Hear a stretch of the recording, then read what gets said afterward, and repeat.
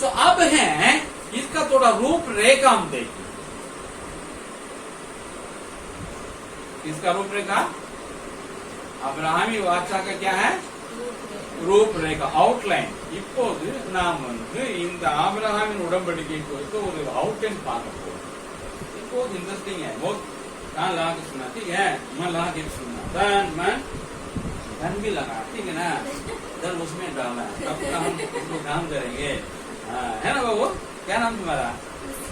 खुशी, very good. तो परमेश्वर ने जो अब्राहम से वाचा बांधा था ना, वो बांधने के लिए 50 साल लगभग लिया। कितने साल? 50 साल। अब वो 5 चरणों में परमेश्वर ने इसको किया है।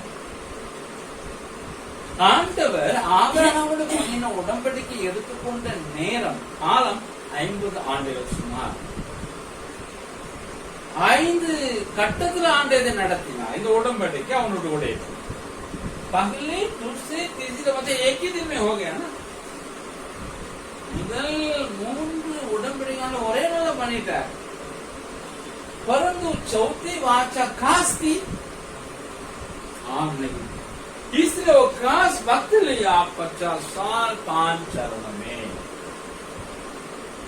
இரண்டாவது உடன்படிக்கை இறை ஆளுகை உடன்படிக்கை, இது விசேஷமான உடன்படிக்கை, பொதுவானதல்ல। ஆகையினால் விசேஷம் டைம் எடுத்தார், விசேஷ கட்டங்களான நிறைவேற்றினார்। सबसे पहले परमेश्वर ने जो 2116 ईसा पूर्व में क्या किया? आब्राम को बुलाया।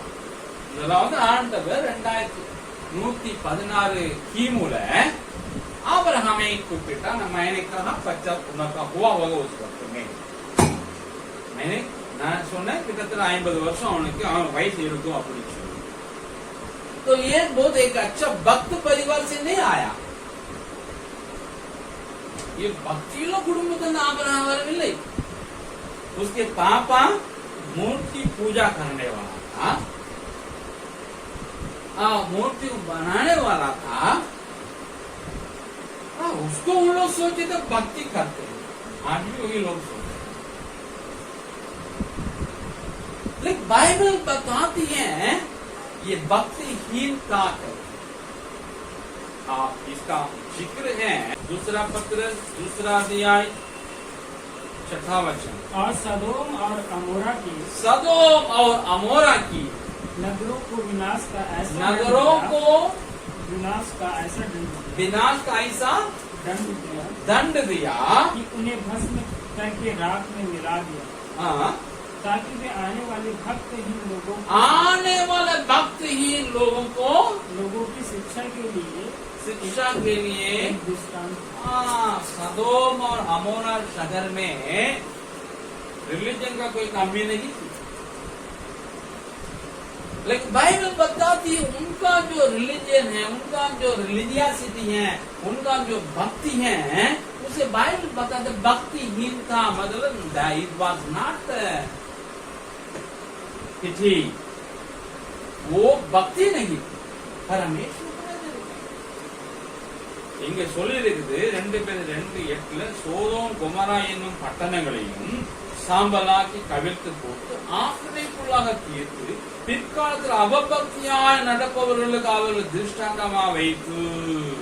அவபக்தி என்று சொல்லப்படுகிறது அப்படின்னா அந்த காலத்துல அவங்க மூர்த்தி அதாவது விக்கிரக ஆராதனை தான் அவங்களுடைய அந்த காரியத்துல வேதம் சொல்லுகிறது அவபக்தி, அதாவது அவமான வீணாய் போகிற பக்தி। यहाँ अब्राहम भी उस प्रकार का परिवार से भी चले आता है। पापा मूर्ति पूजा करता है, मम्मी मूर्ति पूजा करती है, तो भैया लोग मूर्ति पूजा करते, सारे परिवार, सारे कनान, सारे समाज, सारे लोग वही करता था। उसके बीच में से एक व्यक्ति घर में क्या करता है? बुलाता है, छुप लेता है। ஆபிரகாம் தகப்பனும் விக்கிரகாரம் பண்றான், தாயும் பண்ணதா, அவன் அண்ணன்மார்களும் பண்றாங்க, குடும்பம் பண்ணுது, உறவுகள் பண்ணுது, சமுதாயம் எனக்கு சமூகம் பண்ணுகிறது, அவன் தேசமே பண்ணிட்டு விக்கிரகாரம்। அதுல இருந்து அவன் ஒருவர் நினைக்கிறாரு அழைக்கிறார்। Why? You वो मूर्ति पूजन नहीं था ஏனென்றால் அவன் விக்கிரகாராதனை காரணம் இருக்கவில்லை कुटुंबमे समुदाय सारे पूरे परिवार पूरे खानदान पूरे समाज पूरे देश मूर्ति पूजा करते हुए एक व्यक्ति अलग है सारे संसार बिगड़ गया उसके बीच में एक मुंह को परमिशन देगा सिया वैसे हमारे अब्रामी मूर्ति पूजा नहीं करने वाला था उनके बीच में परमिशन निकाल अपने लिए अलग ஆண்டவர் இப்படி மூர்த்தி பூஜை பண்ணக்கூடிய விக்கிரகான குடும்பத்திலிருந்து சமுதாயத்திலிருந்து தேசத்திலிருந்து ஒரு மனிதன் மூர்த்தி பூஜை விக்கிரகான பண்ணாம இருந்தபடினால அவனை தனக்கென்று தெரியும் பைபிள் बताते भक्त जन को परमेश्वर क्या करता अपने लिए अलग कर रखा है ஆகையால சங்கீதம் சொல்லுது தேவன் பக்தி உள்ளவர்களை தமக்கென்று தெரிந்து கொண்டார் जो परमेश्वर ने इनको अपने लिए चूज किया तो वो कहाँ का रहने वाला था मैंने घर का परिवार बताया उसका नेटिव प्लेस घर क्या है ऊर नामक एक शहर थी जो कस्तियों की शहर मानी जाती है आज भी है वो सॉरी ऊर आज नहीं है वो कस्ती आज भी है और ये आदि का जो दक्षिण इराक उसमें स्थित थी आदि का जो इराक है ना उसका दक्षिणी क्षेत्र में स्थित एक शहर जिसका नाम ऊर था उसी में से इसको बुलाया ஆண்டவர் இவன் எந்த குடும்பம்னு சொல்லிட்டேன் எந்த செலக்ட் பண்ண இவனை அழைத்தார் ஊர் என்கிற கல்தேயர் பட்டணத்துல இன்னைக்கு கல்தேயர் ஜாதி உலகத்தில் ஈராக் இந்த ஊர் கல்தேயர் பட்டணமா இந்த ஊர் இன்றைய ஈராக்குடைய தென் பகுதியில் இருந்துச்சு अगर ब्रॉड से बोला जाए विशाल रूप में बोला जाए मेसोपोटामिया के पूर्वी क्षेत्र में इन विषयों में जो पढ़ा मेसोपोटामिया जिक्र है परमेश्वर जी ने इनको बुलाया इनको वायदा देकर बुलाया प्रतिज्ञा देकर बुलाया आओ आप ऐसा करो ऐसा बनाइए परमेश्वर ने इनको प्रतिज्ञा देकर के वादा देकर के बुलाया उसका आप पढ़ेंगे उत्पत्ति 12 का 1 और 2 3 है ஆண்டவர் அவனை அழைக்கும் பொழுது அவனுக்கு வாக்கு கொடுத்து அழைக்கிறார் பிராமிஸ் பண்ணி தான் கூப்பிடுறார் சும்மா கூப்பிடல பாப்பா இதை செய்வேன் அதை செய்வேன் அவனுக்கு வாக்கு சொல்லி அழைக்கிறார் அது ஆதியாகமம் 12:1-2-3 வசனங்கள் இருக்குது समझ परमेश्वर बुलाया मोती पूजा परिवार से ऊर से मेसोपोटामिया से वादा ஆண்டவர் அவனை விக்கிரக குடும்பத்திலிருந்து ஊரின் பட்டணத்திலிருந்து மெசோப்பொட்டாமியாவிலிருந்து அவனை அழைக்கிறார் அவனுக்கு வாக்கு கொடுக்கிறார் समझ में आया वेरी खुशी ठीक अब है परमेश्वर बुला लिया इनको क्या करना है प्रतिक्रिया दिखाना है कि नहीं दिखाना नकारात्मक सकारात्मक नकारात्मक सकारात्मक प्रतिक्रिया दिखाना है लेकिन आम तो इंसान क्या करता है परमेश्वर बुला लिया तो प्रतिक्रिया दिखाता नहीं जनरली और दिखा रहे हैं तो बहुत लोग सकारात्मक प्रतिक्रिया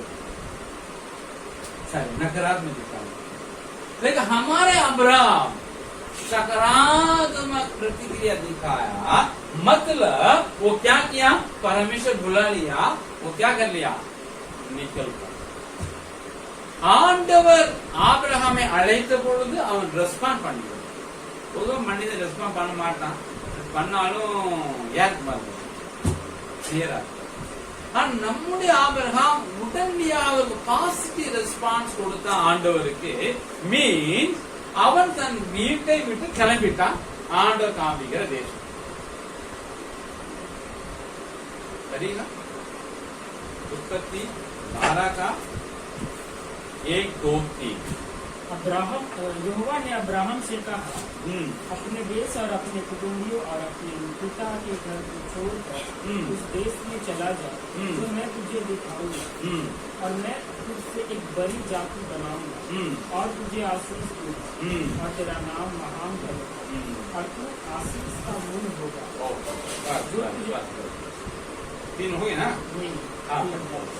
जो तुझे आशीर्वाद दे उसे मैं आशीष दूंगा, जो तुझे कोसे उसे मैं शाप दूंगा, और भूमंडल के सारे कुल तेरे द्वारा आशीष पाएंगे।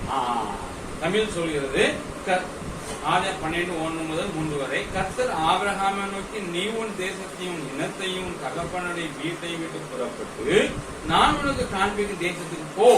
நான் உன்னை பெரிய ஜாதியாக்கி உன்னை ஆசீர்வதித்து உன் பெயரை பெருமைப்படுத்துவேன், நீ ஆசீர்வாதமாய் இருப்பாய்.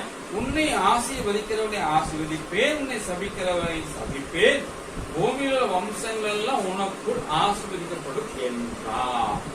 ये वचन के लिए वो रिस्पॉन्ड किया है, इसलिए निकल गया। परमेश्वर कहता ये देश में दिखाऊंगा, वहां चला जाना, कौन सा देश है पता नहीं, लेकिन निकल गया। ஆண்டவர் சொன்னா நான் காண்பிக்கிறேன் போன்னு சொன்னபோது தெரியாவிட்டாலும் கிளம்பிட்டா। सो अब यहाँ देखते वो माइग्रेट किया है, और साथ ही साथ कौन था उनके साथ गया? पापा भी चला गया, मम्मी भी चले गई, भैया लोग भी चला गया, भतीजा भी चला गया, सब कोई निकल, पूरे परिवार निकल गया। खराब ஈவன் போடும் சொன்ன மட்டும் போல இவனோட முழு குடும்பம் அப்பால இருந்து அவனோட அண்ணன் பையன் வரைக்கும் எல்லாரும் கிளம்பிட்டான், முழு குடும்பமே। परमेश्वर किसको बुलाया? उसी को ना जाना चाहिए, लेकिन लोग भी जा रहे हैं। क्यों? Joint family. ஆண்டவர் அழைத்தது ஆபிரகாமை தானே, समझा? वाह, इतना से लेकिन पूरे परिवार चला गया। क्यों? जॉइंट परिवार। ஆண்டவர் அழைத்து அவன் மட்டும் தான் போயிருக்கணும், மனைவி கூட்டிட்டான முழு குடும்ப காரணம் என்ன? அது ஒரு கூட்டு குடும்பமா இருந்துச்சு। वो अपने पापा के अधीन में था, सब पापा ही निर्णय लेते। அப்பாவுடைய கட்டுப்பாடு அப்பா சொன்னதான் கேட்டாங்க। प्यारा लड़का है ना, तीसरा लड़का। अब्राहम उनके घर में कौन सा लड़का था? तीसरा। इसलिए तीसरा कौन सा होता है? दुलारा होता ही है ना, छोटा नहीं है। सबसे छोटा कौन होता है? तुमको दुला नहीं मिलता है, नेहा को मिलती तो तुम बोल नहीं पाते। नेहा आखिरी बच्ची दुलारी होती है नहीं होती है? मेरे लिए दुलारी कितने सो रही அதாவது மூன்றாவது பையன் இருந்தபடினால செல்ல பிள்ளை இருந்தபடினா இவனை விடுவது அப்பா ரெடி இல்லை। ஆனா பிள்ளையோடைய வார்த்தைய ब्रेक करने को रेडी है। पापा नहाने चलो, तुम बोल दिया बेटा का अकेले छोड़ने के लिए मन नहीं है, और उस बाप को काटने के लिए मन नहीं है, बोले चलो नाम भी आए। दोनों में जाते जाते मेसोपोटामिया का पूरब में सॉरी पश्चिम में चला गया, पूरब से पश्चिम में चला गया। मेसोपोटामिया मेल मेसोपोटामिया மேற்கு பக்கம் போனாங்க, एक शहर मिली हारान, அங்க ஒரு நகரம் கிடைச்சது हारान। हमारा घर में कोई अंदर नहीं, वहां भी हम चंद्र देवता क्या बोलते हैं, चांद देवता ना, चांद देवता का आराधना करते, यहाँ के लोग वही करते हैं। तो यही रहो ना, इतना तो लगा बहुत बोलो। तुम्हें इसे क्या कहा?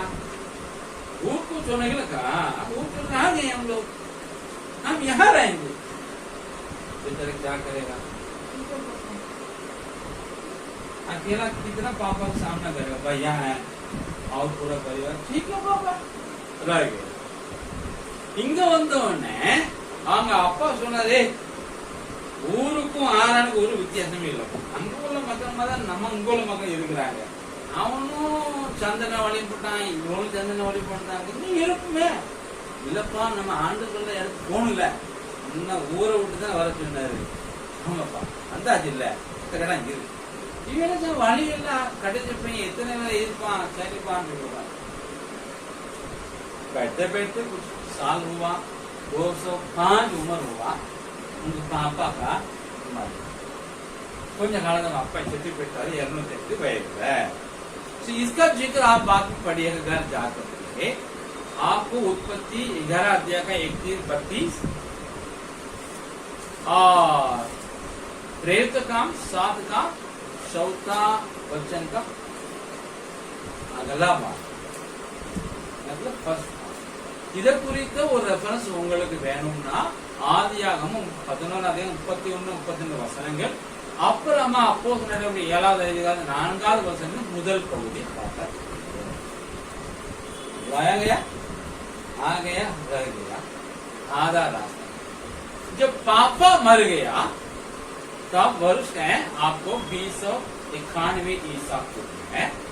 तो क्या किया है, क्योंकि पापा बहुत बड़ा क्या था, ऑब्स्टेकल, क्या बोल रहे, हाँ रुकावट था, पापा मर गया।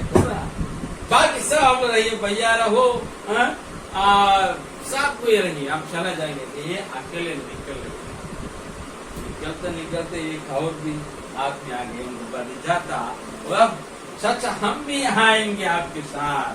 जिसका नाम क्या था, लूत, वो भी निकल गया, परिवार निकल गया है। निकलते लोग क्या किए, कनान पहुंचे। क्या पर में यहाँ का अगुवा किया है, जिसका नाम आज इजराइल बोलते हैं, वहां पहुंच गया है। उसका जिक्र है उत्पत्ति 12 अध्याय का 4-5 में है, प्रेरित काम 7 अध्याय का 4 वचन का पिछला भाग में है। और वहां रहते समय वो घर के समान नहीं रखा, लेकिन अपना तंबू को शिफ्ट करते गए, जैसा हम लोग करते हैं ना, उधरिया में, राजेंद्र नगर में, अब कहा लोहरीपुर में, पता नहीं कल हम कहाँ जाएंगे, हमें घबरा, हमको संग्राम सो वहां वो एक बाहरी व्यक्ति के समान ही जिंदगी पर जीवन बिताया। इसके बारे में उत्पत्ति 12 अध्याय 6 से लेकर 10, 13 अध्याय का 1 से 4 और 18 वचन, उसके बाद प्रेरित काम 7 अध्याय का 5 में आप पढ़ सकते। அதாவது ஆபிரகாம் இங்க வந்ததுக்கு அப்புறம், அப்பா இறந்ததுக்கு அப்புறம் இவன் சொல்லிட்டான், எல்லா குடும்பம் சொல்லிட்டான் பாய் அப்படின்னு சொல்லி நான் போறேன் அப்படின்னு கிளம்பிட்டான். ஆனா கிளம்பும் போது அவனுடைய அண்ணன் பையன் தானே லோத்தும் குடும்பமும் சேர்ந்து வந்துச்சு, இதுப்பா நானும் வர்றேன் அப்படின்னு கிளம்பிட்டாங்க. இந்த வருஷம் 2091 கிமு இந்த ஆண்டு, அப்ப அவன் வயசு 75. இந்த வந்த உடனே அவன் அந்த தேசத்துக்கு வந்த, அதுதான் கானான் தேசம், ஆண்ட கொண்டு வந்து சேர்ந்த தேசம், இன்றைக்கு இஸ்ரவேல் என்று சொல்லுகிறார்கள். இந்த தேசத்துல அவன் ஒரு அந்நியனாக பரதேசியாக தான் இருந்தான ஒழிய தேசத்து வாசியாக இருந்ததே இல்லை. இந்த காரியங்களை ஆதியாகமம் 12:4-5 அப்போஸ்தலர்கள் 7வது அதிகாரம் 4வது பின்பகுதியும் சொல்லுது. கூடவே ஆதியாகமம் 12:6-10, 13:1-4, 18 வசனம், அப்போஸ்தலர்கள் 7:5 படிச்சுன்னா எப்படி பரதேசியா இருந்தான்னு சொல்றேன். समझ बुलाया गया, आया, ठहर गया, फिर पहुंच गया। समझ में ஆண்டவர் அழைத்தார், கிளம்புனா, வழியில் தங்குனா, இப்ப வந்து சேர்ந்துட்டான்। अब है यहाँ आने का परमेश्वर क्या किया, फिर उसे बोला, आ गया, मेरे जहां में आ गया। परमेश्वर फिर दोबारा उनका वाचन प्रतिज्ञा को, वायदों की क्या किया है, और दृढ़ किया। हाँ, उसको पढ़ेगा, उत्पत्ति 12:7 में लिखा है। तब यहोवा ने अब्राहम को दर्शन देकर कहा, यह देश मैं तेरे वंश को दूंगा। और उसने वहाँ यहोवा के लिए जिसने उसे दर्शन दिया था। ठीक है, हम यहाँ देखते हैं। अतः ஆண்டவர் இந்த ஆபிரகாம் இந்த கானானுக்கு வந்த உடனே முதல்ல வாக்கு கொடுத்த ஆண்டவர் திரும்பவும் அந்த வாக்கை கொடுத்து உறுதிப்படுத்துகிறார். இதை குறித்து 12:7 ஆதியாகமத்துல வாசிக்கிறேன் உங்களுக்காக. கர்த்தர் ஆபிரகாமுக்கு தரிசனமாகி உன் சந்ததிக்கு இந்த தேசத்தை கொடுப்பேன் என்றார். கொடுப்பேன் சொன்னது திருப்பி சொல்றாங்க।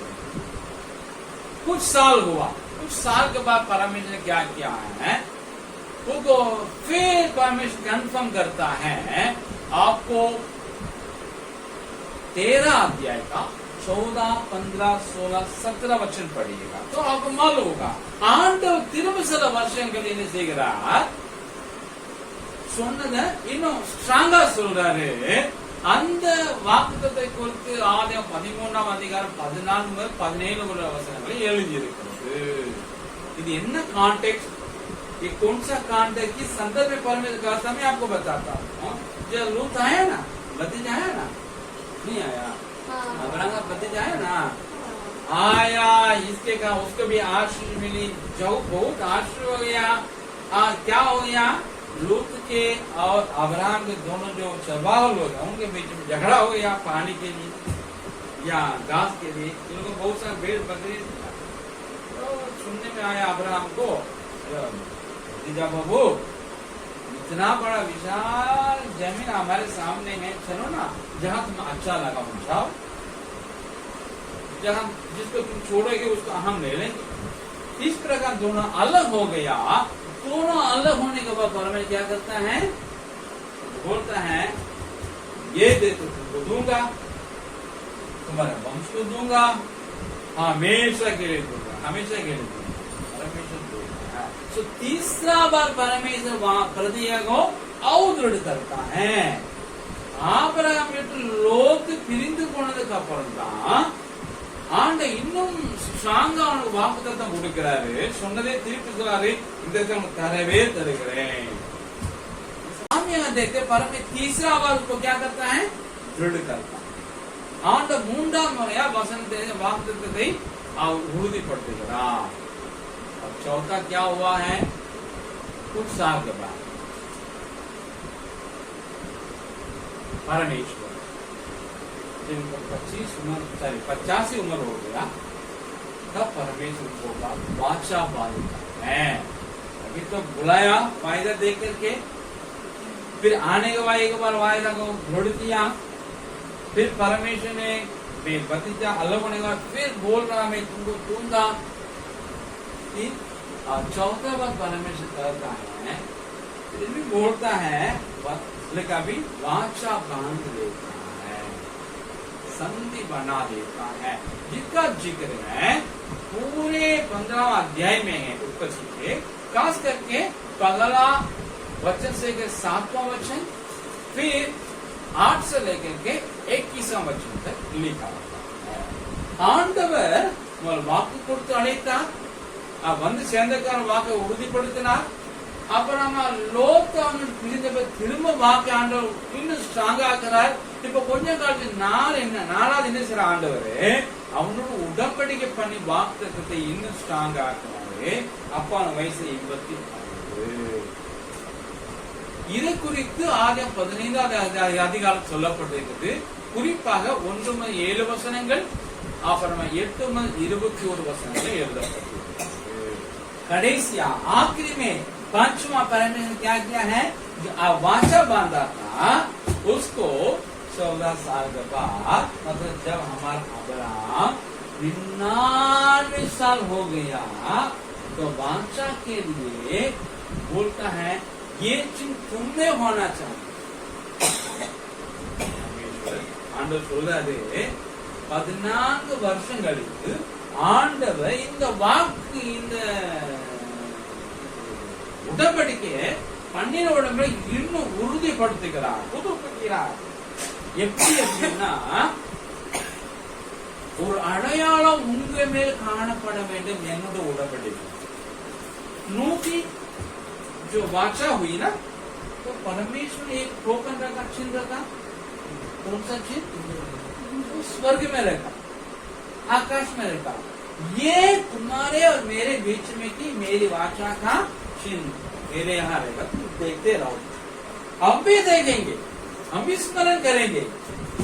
अब परमेश्वर कहता है उनकी जो वाचा हुआ है उसका भी चिन्ह होना चाहिए, लेकिन पर नहीं होना है. जिन लोग इसके आदि में सबके ऊपर होना है करके परमेश्वर एक चिन्ह को ठहराता है. इसका जिक्र है, इसमें लिखा हुआ है आपको इसके अलावा 17 अध्याय का 9 से 14 में लिखा, समझे। इसके बाद परमेश्वर कहता है आप वाक्य को हम दृढ़ कर लिए हैं, तुम्हारा नाम को भी क्या कर देंगे, चेंज करेंगे। तुम्हारा नाम क्या है, अब्राहम। तुम्हारा नाम भी होगा अब्राहम। तुम्हारी पत्नी का भी नाम चेंज कर देंगे, इसका नाम क्या है, सारा। अभी क्या नाम होगा, अब परमेश्वर की बात को आप देख सकते हैं उसी 17 अध्याय का 4, 5 फिर 15, 16 में। और साथ ही साथ परमेश्वर कहता है प्रॉमिस और स्ट्रांग करता, मतलब प्रॉमिस ही प्रॉमिस, वायदा ही वायदा है। उसको उसी अध्याय का 4 से 8 फिर 19 से 22 में आप पढ़ सकते हैं, अभी नहीं कर जाके पढ़ेगा।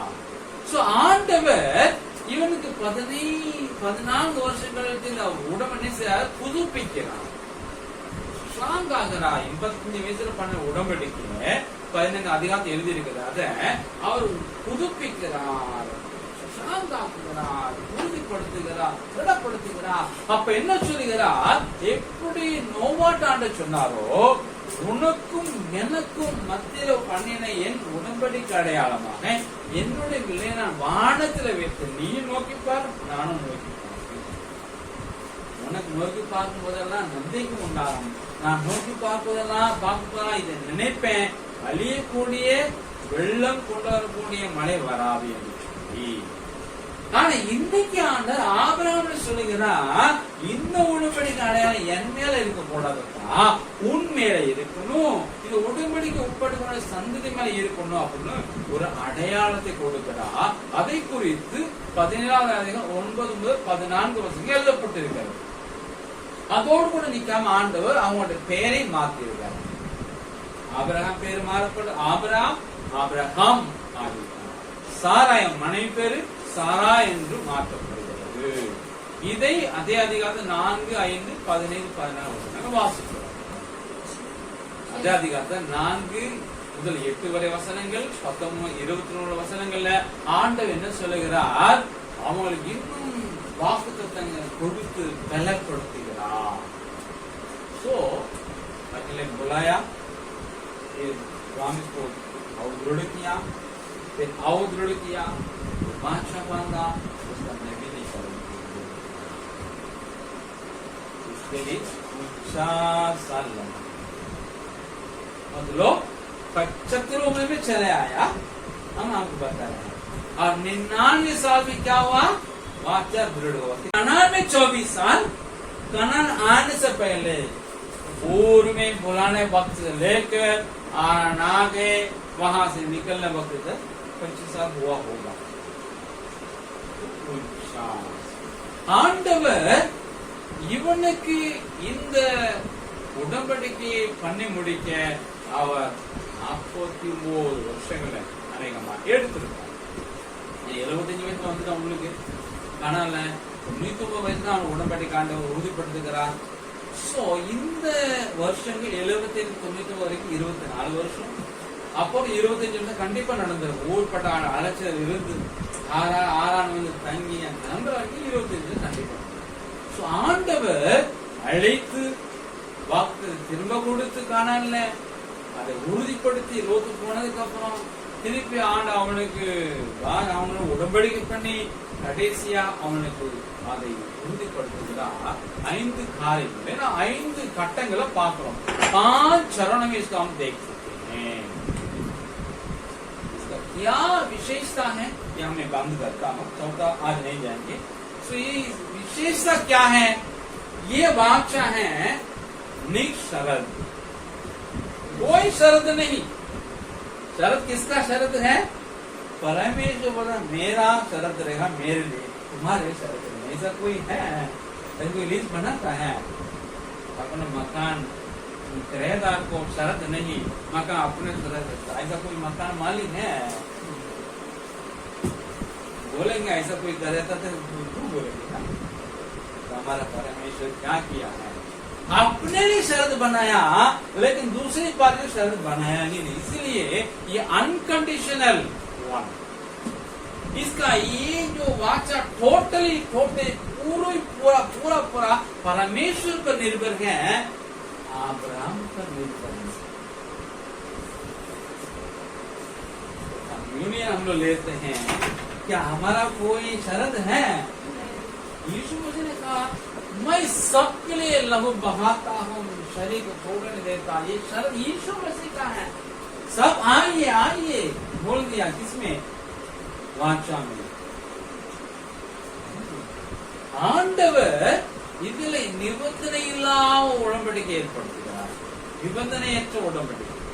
உலகத்துல யாருமே நிபந்தனை உடன்படிக்கை பண்ண மாட்டாங்க. இந்த ஒரு ஆளு முன்னாள் உடன்படிக்கை பண்றாரு அப்படின்னா கண்டிப்பா அவர் உடன்படிக்கை அவனுக்கு போட்டு தனக்கு போட மாட்டார் பொதுவா. இங்க ஆண்டவர் தனக்கு உடன்படிக்கை பண்ணுகிறார், தனக்கு நிபந்தனை விதிக்கிறார். ஆபிரகாமுக்கு நிபந்தனை விதிக்கவில்லை. முழுக்க முழுக்க இந்த உடன்படிக்கை ஆண்டவரை சார்ந்ததை ஒழிய மனிதனை சார்ந்தது அல்ல. दूसरा, ये जो वाचा मैंने कहा ईश तांत्रिक वाचा है, ये आने वाले 4 ईश तांत्रिक वाचा के लिए एक आधार है। इसके ऊपर ही अन्य वाचाओं को परमेश्वर बनाता है. ஆண்டவர் பண்ணி இந்த இறை ஆளுமை உடன்படிக்கை இனி ஒரு 4 இறை ஆளுமை உடன்படிக்கைக்கு பேஸ் தளமாக மாறியது. இதுக்கு மேலதான் ஆண்டவர் அடுத்த 4 உடன்படிக்கை மனிதர்களோட பண்ணுகிறார். और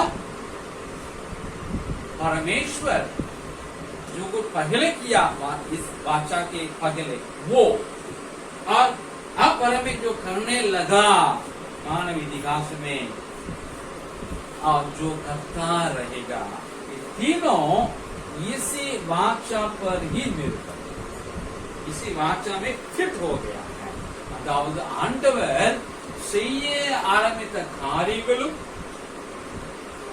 மனித வரலாற்று இதுவரை ஆண்டு செய்திருக்கிற காரியங்களும் மனித வரலாறு முடிவடையும் வரைக்கும் ஆண்டு செய்ய போகிற காரியங்களும் இந்த ஆபிரகாமின் உடன்படிக்கையிலேயே ஃபிட் ஆகிவிட்டது.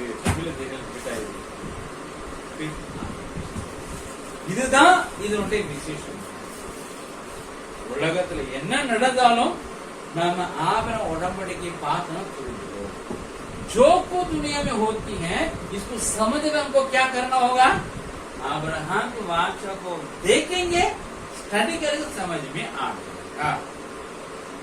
तो इजराइल और फलस्तीन बीच में जो झगड़ा हो रहा है, लड़ाई युद्ध समझना है. इस वाचा को समझने की कोशिश. जो कृष्ण इस वाचा को समझता नहीं है वो कृष्ण किसका सपोर्ट करेगा? हमास, फलस्तीन लोगों को, इस्लाम, मुसलमान को सपोर्ट करेगा. जो क्रिश्चियन ये समझ लेगा इस्राएल को क्या करेगा? समर्पण. எந்த கிறிஸ்தவன் இந்த உடன்படிக்கை புரிந்து கொள்கிறானோ அவன் இஸ்ரவேலை புரிந்து கொள்வான். புரியாதவன் பலிஸ்தீனர்களுக்கும் முஸ்லிம்களுக்கும் सपोर्ट பண்ணுவான். वो बड़ा एक रहस्य है.